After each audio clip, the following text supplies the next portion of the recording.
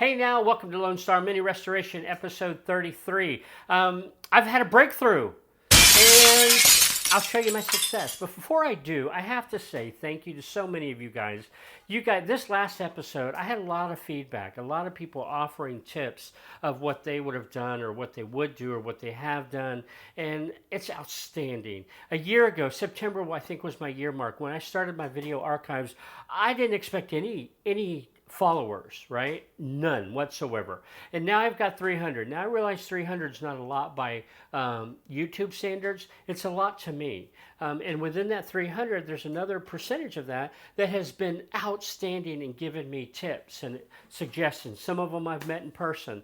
I can't name them all. I don't want to try to name them, but I just got to say thank you. All right, 4 things today. One, I believe that 6/10 of the challenges that I'm going to be faced on with this progress, maybe more than 6/10, but let's say 60%, right? I think it's going to be self-induced. Like this problem that I had on my last episode was all self-induced, and I'll show you why. So if I could just kind of get me out of the way, my efficiency would just go through the roof. Unfortunately, I can't do that. So what happens when I hit a wall, like I did this last episode? I literally pull up a stool, I sit and I look at the car, and I think, and I walk around the car and I think, all right, what have I forgotten, right? What have I forgotten, or what am I not considering? And a lot of times, 60% of the times, it's what have I forgotten? I'm like, don't, freaking Bart Simpson moment. Once I figured it out, this sucker is beautiful. It went right together. So, now, okay, second point is, quite a few of you guys suggested that I invert the shell and put the floor in, let gravity work for me, right? Put the floor in. Well, when I started this, I couldn't figure out how to hold, because with the car inverted, the floorboard sits on top of the toe board. So with the car inverted, that floorboard wants to fall out. I couldn't figure out how to support it up. No, I mean, I could get blocks and stuff and kind of hold it up, but it just wasn't working very well. And so in a pinch, because it was just a rough check fit, the bungee cords worked fabulous. In fact, there was a little bit of plus with the bungee cords in that the bungee cords allowed the back end to float a little bit while the front end was supported by the toe board. And by the back end being able to float a bit, I could kind of move it around and push it, So actually that kind of worked out in my favor. However, I agree with you. When it comes time to really start putting this thing, mind the gap.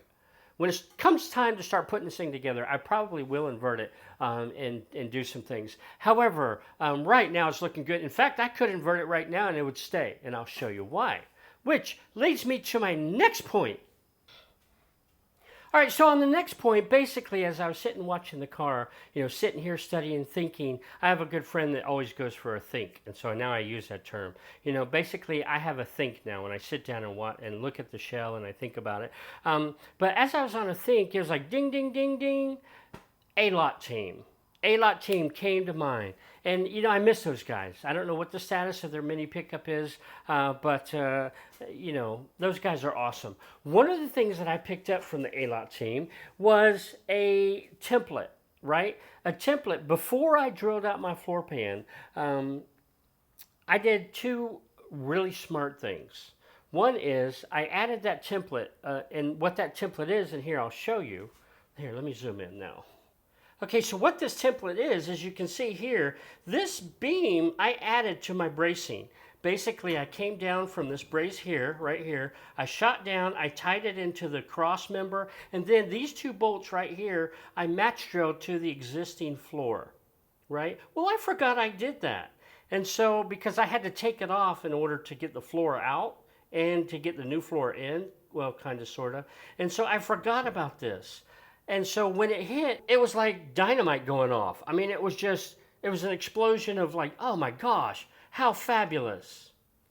Now, the second smartest thing I did during that time, or maybe a little bit after that time, when we had the doors off, while I was there in England in August for IMM 2019, I was fortunate enough to go to a particular mini shop, and I walked away with one tidbit, maybe a few more, but one that really stands out. And that tidbit was simply to measure, right? To measure from the roof, basically measure the door opening down to the sill or down to the top of the doorstep. Well, thank God I did that. And what I did was I wrote them. I wrote it at each location where I took the dimension, I wrote it on the roof so they wouldn't get lost. And I don't plan on painting for a while. Plus, I took a picture of it. But thank God I did that because, again, being forgetful. On a previous episode, maybe 3 or 4 episodes ago, when I was cutting the floorboard out, I even mentioned it. The connection between the doorstep and the A-post separated because of all the patch jobs there was horribly done. I'm really disappointed in whoever did that. But because of all that, the whole A-post and the doorstep just totally separated. Well, I forgot about that because I had a small clamp holding the doorstep to the A-post. Well, when I clamped it, I didn't measure it. I just clamped it to kind of hold it there. Well, and then I forgot about it because it was kind of tucked, the clamp was tucked away. I didn't really see it. Well, my gosh. It was, I mean, another, explosion going off in my head. Oh my gosh. How could I have forgotten that? So I went and measured, and I pulled the measurement off the roof, and I measured it, and I pulled it up, and then I clamped it back to where it should have been. And holy crap, what a difference, and I'll show you that. But something else I've learned along this path, now this is not being forgetful, it's just the novice guy figuring out metal and things to consider. So let me show you.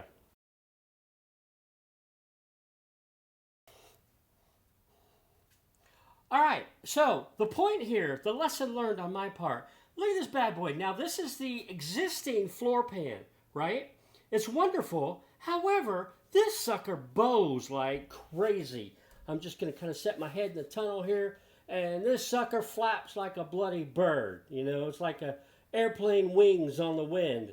And yeah, well, that difference right there, because it bows and it's not perfectly straight, there's nothing going across it to help support it or help stiffen it up. It's not tied to the heel board, it's not tied to the toe board, and so this puppy just flaps, right?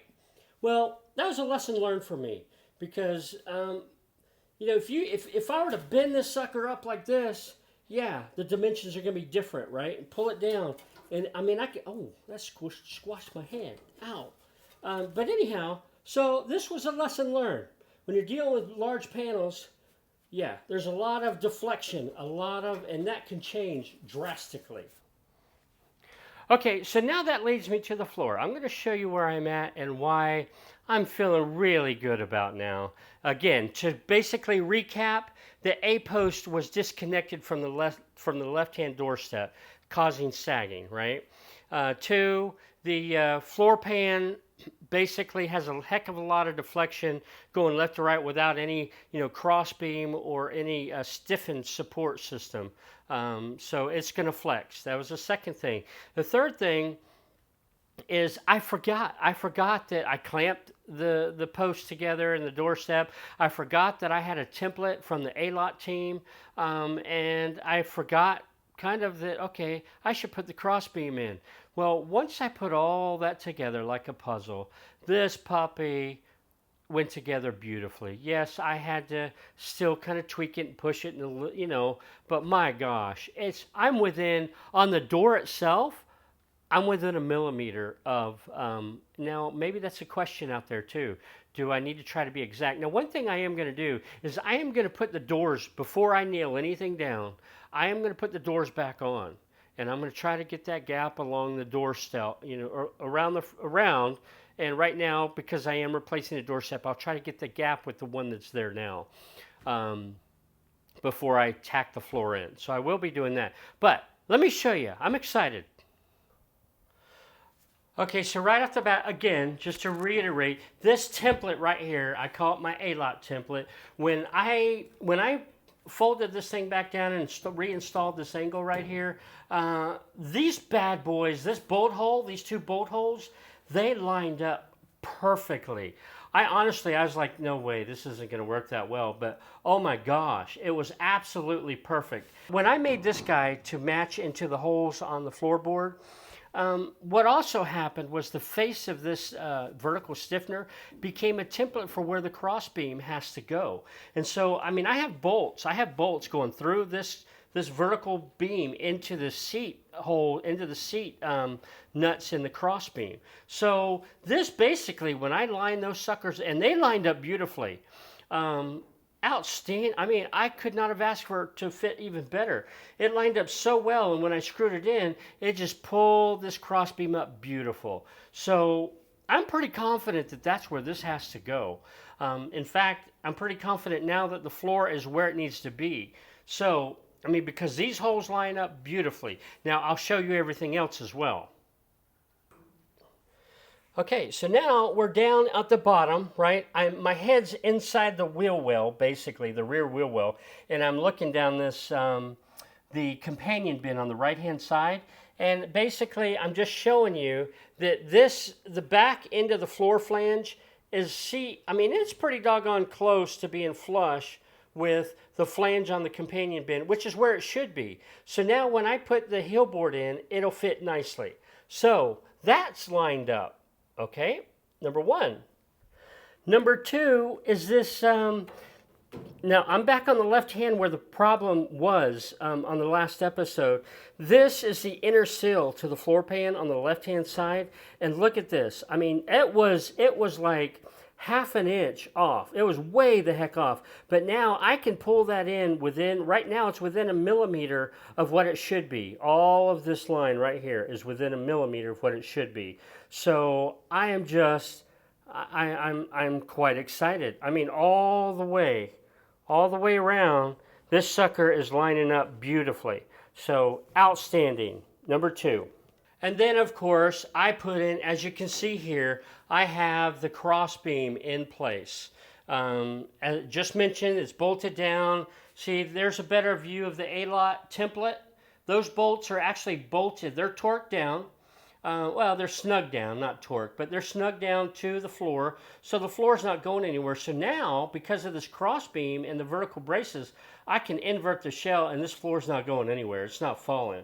So everything so far is looking fantastic. Yeah, I mean, I'm excited. All right, so let me wrap this up with just saying I've had a breakthrough. It wasn't horrible, you know, and it always helps for me to just to stop and think. And the first thing I think of is, okay, what have I forgotten? And in this case, it paid off. And I have to say to the A-Lot team, you guys, if you happen to see this, thank you. Because your template that I made, that I copied from you, worked threefold. Outstanding. So to anybody out there, if I can offer in my newness, noviceness, whatever, if I can offer two suggestions, if you're putting in a new full floor pan, two things I recommend. One is do the freaking A-Lot template. You know, look back in my episodes or look in Tony and John's episodes and look how they've done that. And that is perfect. The second thing is measure from the roof to the doorstep, because that saved my butt, you know. So, man, there's a guy in England, and if you happen to see this, thank you, dude. Thank you for showing me that tidbit, because in this particular case, it saved my butt. Yeah, thank you. And to Ed with Classic Mini Shorts, that dude went out to his car on my last episode because I was pulling my hair out, right? That dude went out to his car and he took a whole bunch of measurements for me. Ed, you are a gentleman and a scholar. Thank you. If anybody's out there has not seen his Classic Mini Shorts videos, all of them are basically under 5 minutes or right at 5 minutes. Go check him out. The dude's pretty cool. Anyhow, a lot of, yeah, I'm going to end it. I'm not going to keep babbling and waffling on. So, ain't it great? Thank you for tuning in. Bye just now.